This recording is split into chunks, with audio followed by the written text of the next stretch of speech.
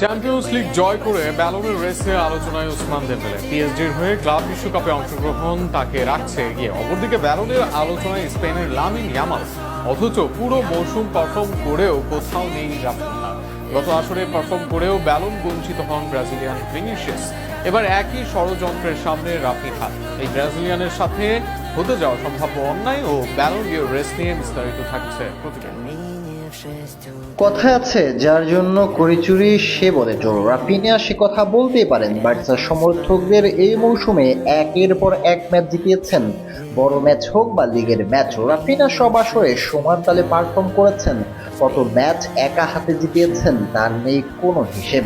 অথচ সেই রাফিনাকে ভুলে বার্সা ফ্যানরাই এগিয়ে রাখেন লামিন ইয়ামালকে। এমনকি সেই ইয়ামালকে এগিয়ে রাখতে রাফিনাকেও ট্রোলও করছে তারা, যে কারণে ব্যালনের রেস থেকে ধীরে ধীরে উড়াও হচ্ছে রাফিনার নাম।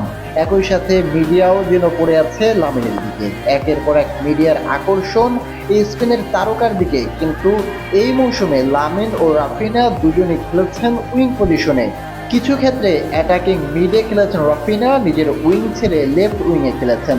এরপরও গোল, অ্যাসিস্ট, চান্স ক্রিয়েট বা বড় ম্যাচে ক্লাস মুভমেন্ট সবকিছুতে এগিয়ে রাফিনা। শুধুমাত্র ড্রিবলিংয়ে এগিয়ে ইয়ামাল, আর তাতেই ইয়ামাল